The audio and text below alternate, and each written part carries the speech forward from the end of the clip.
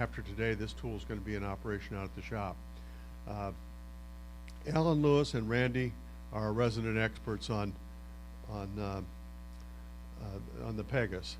They're going to give you a little demonstration today, tell you a little bit about it, and talk about how we're going to operate this within our facility. So I'm going to turn it over to Alan and Randy. Yeah, is it working? There, it's working. All right. So come over here, Jeff. Show this right here. So I want everybody to see this. So it's going to be hard. It says scroll bandsaw. You will be, that's the wrong thing. It should say bandsaw that has a scroll saw blade. Okay? Randy and I are both scroll saw guys. Okay? And you can't use this like it was a scroll saw because it's a bandsaw. Okay? There's things that you just can't whip things around on it like you can on a scroll saw, because a scroll saw, the blade's only this long and it's attached at both ends. Okay? This thing's got a blade that's like this. But the cool thing is you've got a 6-inch piece here, but you have to let it go slow. So if you're a bandsaw person, you probably got it down pat. It's just a matter of getting a little bit more. If you're a scroll saw person, you have to let this be a bandsaw. Okay?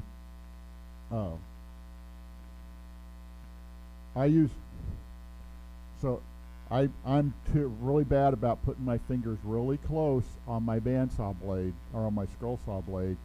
This is a bandsaw, so you need to come back off. So that's what this is. This is my cheater pencil here. You go get these things at the 99-cent store. They're little gripper things for the pencils, and put them on, and it helps you push it around, and you can get this closer, and it doesn't eat your finger. So, but I was going to show some of the things on the table here that we've done. This is Yuling's, I call it Yuling's reindeer because she's the goddess of these reindeers in the shop. Okay, she's probably made how many millions of these? And then, I think the puzzles are over here. I'll pass these puzzles around. These are puzzles. The little pin for the eye is what takes them apart. I'm going to make one of those today. There's an elephant and a whale. There's a dolphin. There's different ones.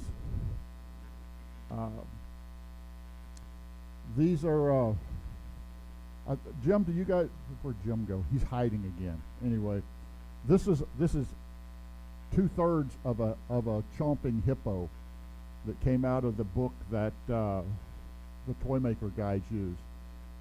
We were making these on the scroll saws. It's just a 2x4, but it was taking quite a while. I can whip one of these things out in about 2 minutes on this bandsaw because it just eats 2x4s for lunch. Okay, I didn't bring any finished boxes because my boxes go away as soon as I make them. I brought you the mistakes. Okay, so Jeff Vollmer's the guy that did our Zoom meeting for the shop. Okay, his suggestion and his book suggestion is go buy an 8-foot redwood 4x4, cut it up. It's really not. It's softwood. It's easy to cut, and it's fairly inexpensive. You don't want to be going and starting off with something that costs you a fortune to mess up, because you're going to mess up for a while, especially if you're making puzzle boxes. Can I show you? So I'm going to show you Randy's puzzle box. So this was one of Jeff's sort of designs. You put it here, and you slide this, and then you can pick this up, and then it's got you can see in here, and then it's got another box here, okay, that has a drawer here. So you got all of these, and this is all out of this, all done with the scroll bandsaw. Okay. Now I got to put it back together. That's the hard part. Nope. Yep. Nope. Oh, it sets in there. It's a puzzle. I didn't say I was good at putting puzzles together. I just said that. So, but one of the things you have to worry about with this, when you're cutting this thick of wood, is that you let the saw, because if you push, you're going to deflect the blade, and you're going to get this mistake. The drawer comes out this way, but the drawer won't go out the other way, okay? Because it's now at an angle in there. So you just have to go slow and let it cut itself. This is scrap. I can't let a piece of wood go, so it was just a piece of scrap out of something else. It's like, oh, look, I can cut a drawer. But see, look, it's the same way. So you just have to be really careful. Sometimes it works fine that way if you're only going to make the drawer where it pulls out the front, and it pulls out the front of your piece. If it has out the back, that's a little hard. But you can go down to this level. This was just a piece of wood I had laying around. There's the puzzle piece, and there's the box. So what I have found, though, is you don't want to make the puzzle piece right here that small, okay? Because A, you lose it, but B, a lot of times, I have one here someplace. Nope. Oh, here. That if you get too small, you break off the bottom part of it. So you want to make it a little wider at the bottom. And here's another flaw. You're supposed to cut the top off before you cut the drawer out of it, okay? There's always somebody that's, this one comes this way. This one comes off. Now there's also, you have to get your geometry right here, and mine wasn't right on this one, so, but I wasn't going to put that drawer in there anyway, so it works. But you could cut another drawer out of this because it's just another hunk of wood. So, all right, so the things you got to, Jeff, can you show the bearing? The guides on this, if you're on a normal bandsaw, you have either bearings or blocks on the sides of the blade, and you have a thrust bearing on the back. You don't have that on this. The blade is so tiny that what you have is a groove cut in this precision bearing that the blade runs in. And you have the same thing under the table. The blade, and this is the confusing part. If you ever take the table off for some reason, the blade runs in the left-hand groove on the top and the right-hand groove on the bottom. Okay? Don't ask me why. Whoever wrote these words right here that I can't pronounce, designed it that way. So you need to make sure. So what I do, and we're going to do a video. So you're going to have to watch the video before you use it, and you'll see how to change the blade and how to tension the blade. And right now, I couldn't find my blade tensioner this morning for mine, but if you raise the blade guide all the way up, you should get no more than a 3 millimeter deflection when you push it. And that's just pushing. I mean, that's not like using your hand and trying to bully it over. It's just pushing it. And you get about that much. Okay? We will have something better than just do it like this on the video, okay? The other thing is, you have to keep your upper guide about 3 to 5 millimeters above the piece of wood that you want. That's because that little slit in there is the only thing that's giving you support on that top of that blade. So I usually drop it down, and then I just run it back and forth to make sure that I don't have a bobble in the wood. And because this one's, I picked the wrong side of the wood on this to draw the pattern too. But this is This is, whoop, we went back to the wrong camera. There we go back. So this is Ewing's reindeer on here. So I'm going to try and cut that. When I do compound cuts on here, because that's what I use this for a lot for my scroll bandsaw, is to do compound cutting with thicker wood than I can get in my scroll saw. I always do the thick side first, and then we go from there. So the off-on switch is on the back. When we have it out in the shop, we'll have dust extraction hooked to it, and I think eventually we're going to have dust extraction, but we're going to start out with a vacuum cleaner, right, or something. Anyway, so you're going to have to turn it on. It's down here under the bottom. There's a port for that. Let's see if I can do this.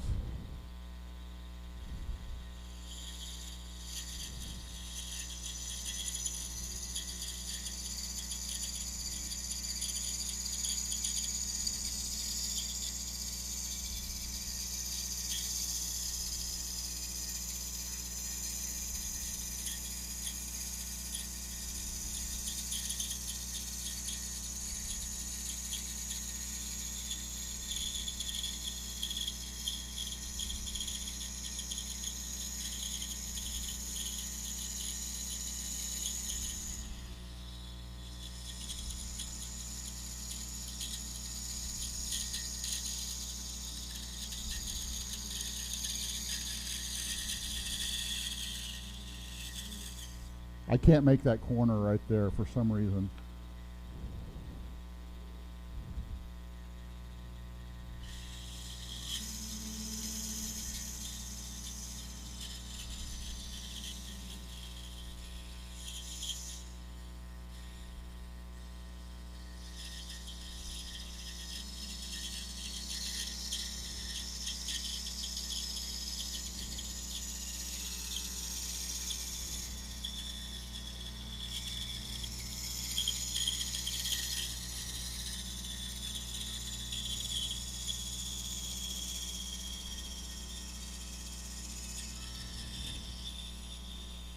Got my there.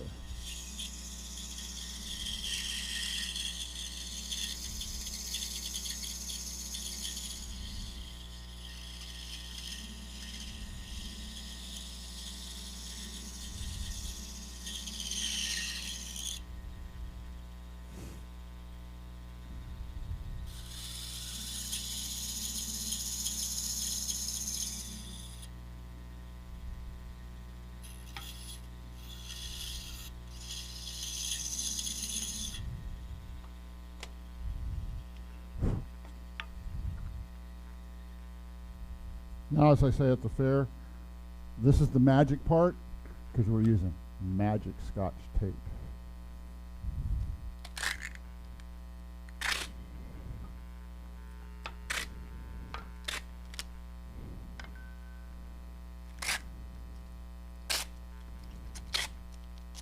Yep.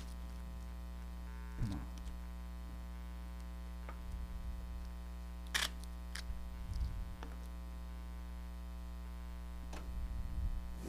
You're going to remember, you got to drop down your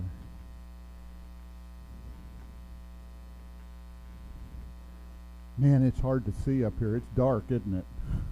I'm going to see if I can reposition this and get, there we go, a little more light.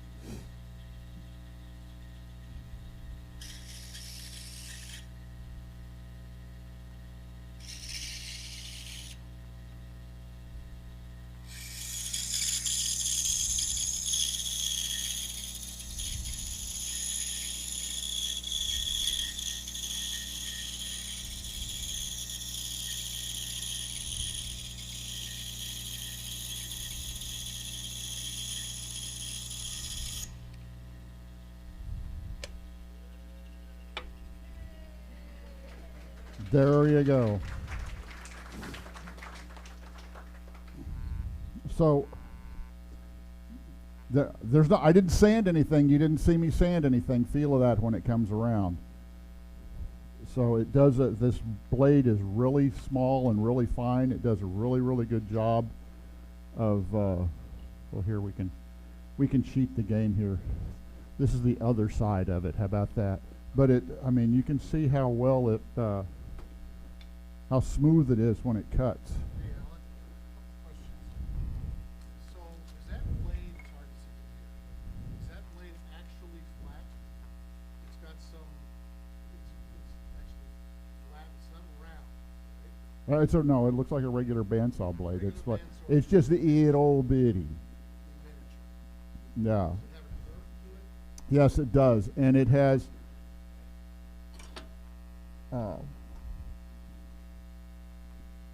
If you look at the blade, the teeth are like this. Okay, so they poke out on either side. There's a right here. It comes with aluminum, whatever you call these things, inserts. Yeah, we've taken the aluminum inserts out and we've made acrylic ones because what I found is if you do get sort of sideways on this and you push it and the blade gets into the aluminum, what it does is it dulls one side. And when it dulls one side, you know what happens? It cuts in a circle. It cuts like this. I don't know what the geometry of that is, but that's what it is. So the shop supervisors have a supply of these. If it gets ugly for some reason, somebody pushed it over and it's pieced it out, just get a new one.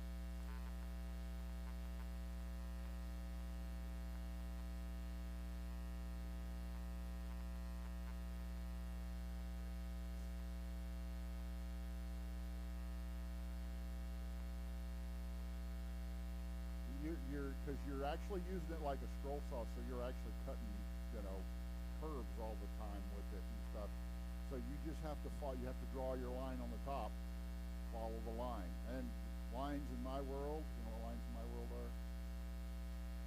They're a detriment to my artistic ability. They are a suggestion. Sir.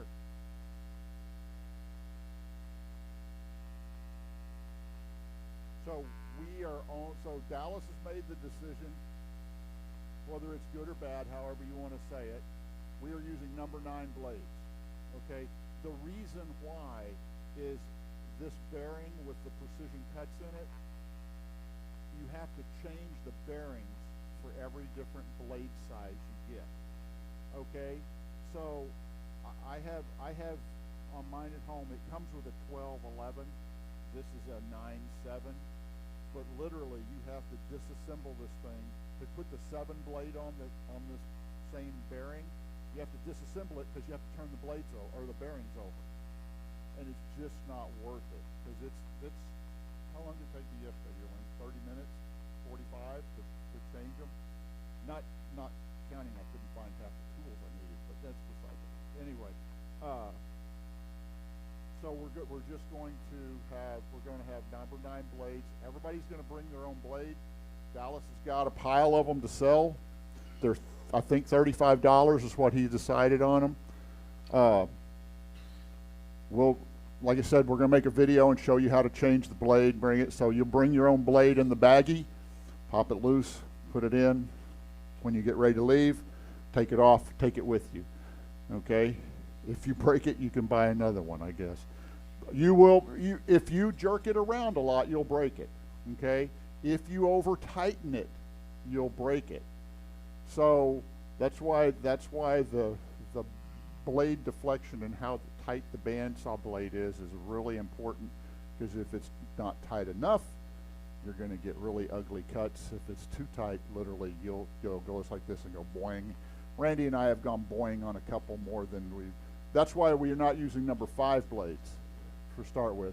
Number 5 is even smaller than this, but what I found was the difference between not tight enough and boing is about that much on this wheel. So it was the number 9 does a really good job. The number 12's a little tougher, a little bigger blade, but you don't get the tightness of the turns with the number 12. So the smallest bandsaw blade out there, I think, was a 1/4 inch, or so. The number 12 is basically about 1/8 of an inch, give or take a little bit. So you would be gaining a little bit, but the number 9, you're gaining a whole lot of being able to make that turn. What? 16 or something? What's that? The number 9. You know what? I don't know. I can't tell you. It's a number 9 scroll saw blade, really. Yeah, I don't. It's probably okay. So I don't do like inches anymore. So it's like 2 millimeters.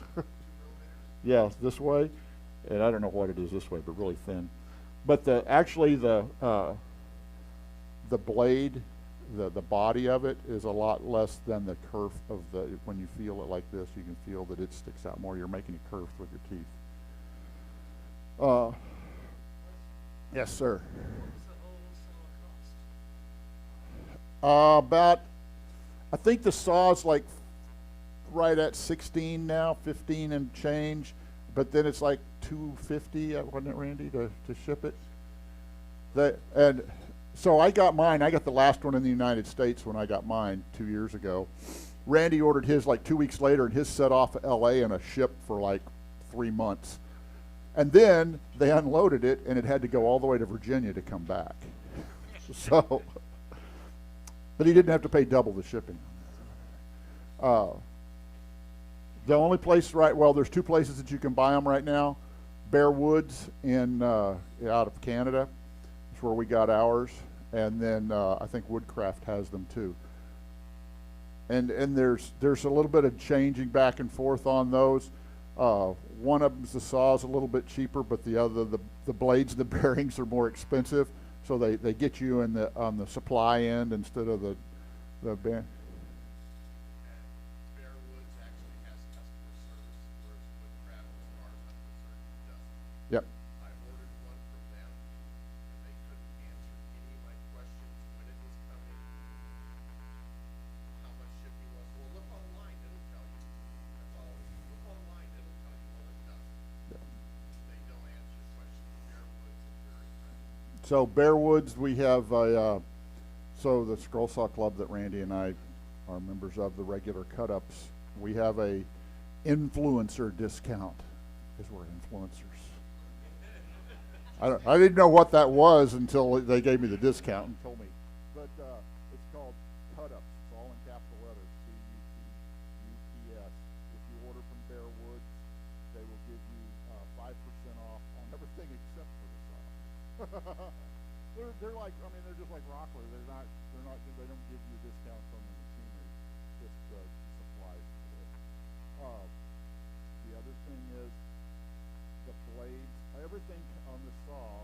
Well, saw's built in Taiwan off of Swedish specs. Okay, some of the aluminum, so all the cast iron stuff, because they do cast iron, we don't do cast iron anymore in the United States.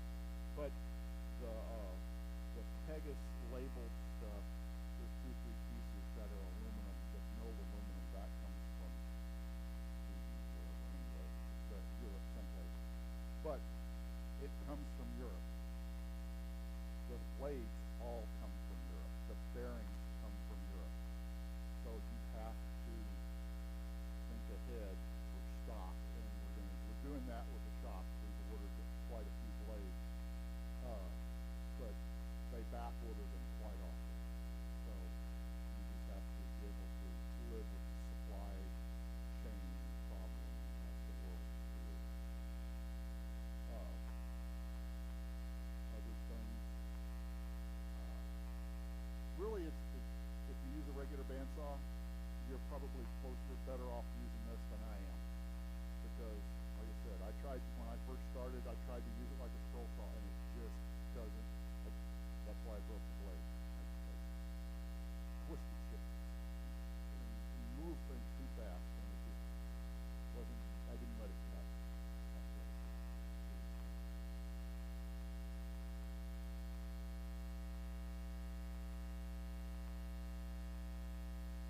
No, so if you're going to resaw, my suggestion is use one of those other ones. Okay. Yeah. So you want to use that wide blade. No. So yeah, there's no tracks, no fence.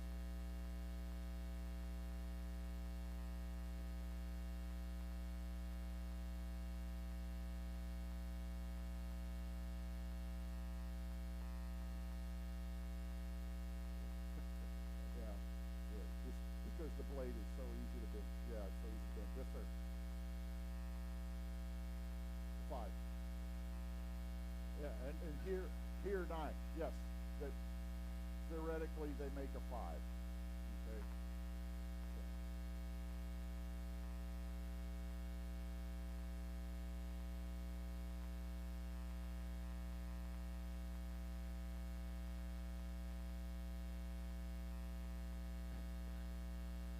Yeah, the smaller the blade, the more touchy it is to this insert in there, and that's why we've both gone to acrylic, and we told Dallas that was the way to go to start.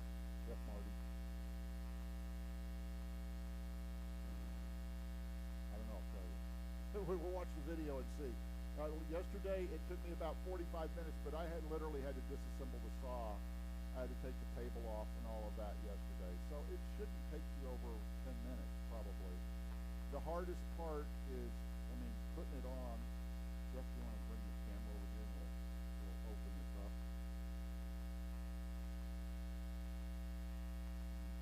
Hide this. So it's not, there's only one difference on the inside on this and a regular bandsaw, okay? The belt or the tire on a regular bandsaw is crowned. On this is a Kevlar belt, and it runs exactly in the middle. The teeth set on the tire, and there's a line down it where it's been running, and you want it when you put that new one on it, you want it to run right in the middle, because if you don't, part of that when we teach you to put the thing on is if you watch the blade, see the bearing run. I don't know if you can see that bearing run around a little bit. The idea is if you put your finger not with it plugged in or on, but you put your finger on the back of that blade and you turn this, you want the bearing to turn a little bit, but when you touch it, it stops. That's your gauge. There's no feeler gauge in there or anything. It's your finger, okay? But you shouldn't have to change the position of this bearing or the one down below when you put a new blade on, okay? Because you're going to loosen it here. You're going to take the blade, there's not going to be a blade on it, so it should be loose already. Put your new blade on the top, down on the bottom. The bottom is just like a normal one, except because it's kind of higher on it. And then use your hand and run it around, okay? And make sure it's in the middle. Yeah, it's exact. Yep, the back of it's just like a regular bandsaw. There's the tilt, and then there's the tension at the top. So it shouldn't be that. It's not that corny. There is a speed adjustment, but you have to take the thing apart to do the speed adjustment. We're going to leave it at 1 speed. Yeah. So the only thing is when you put this thing, close it, sometimes you have to play with the door to get it to fit in that way. So don't do things here, what they call clamp clip, and sometimes you don't get it just right. But that is pretty much it. Dallas is ready to get this up and running in the shop for everybody. We do need to put together the video for how to put the blade on. But like I said, if you put a bandsaw blade on before, you pretty much know what you're doing here. It's just a matter of where you've got to thread it through the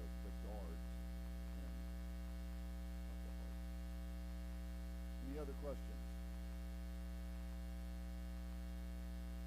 Slide the blade here. Shop supervisors are going to have the blades, right? Okay.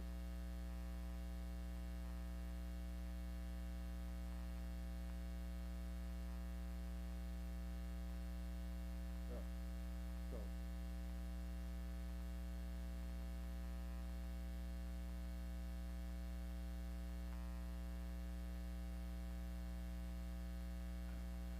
Because if they break the blade, they just got decertified, I guess. Yeah.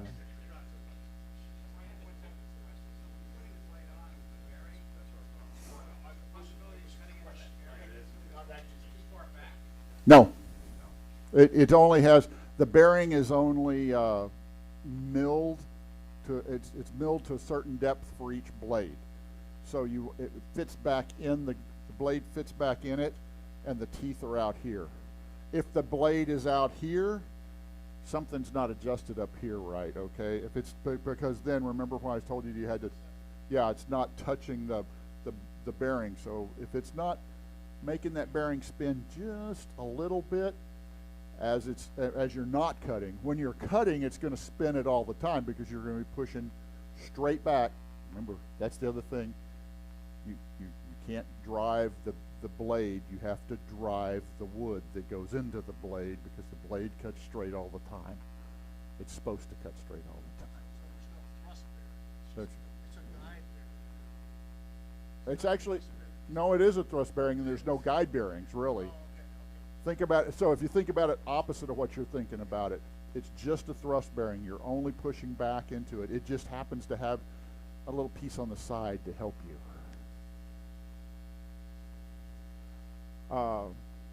Anything else, Dallas? Any other questions? I'll hang around for a few minutes if somebody wants to come up and look.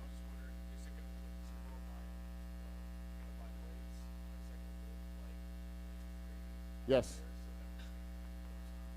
Yep.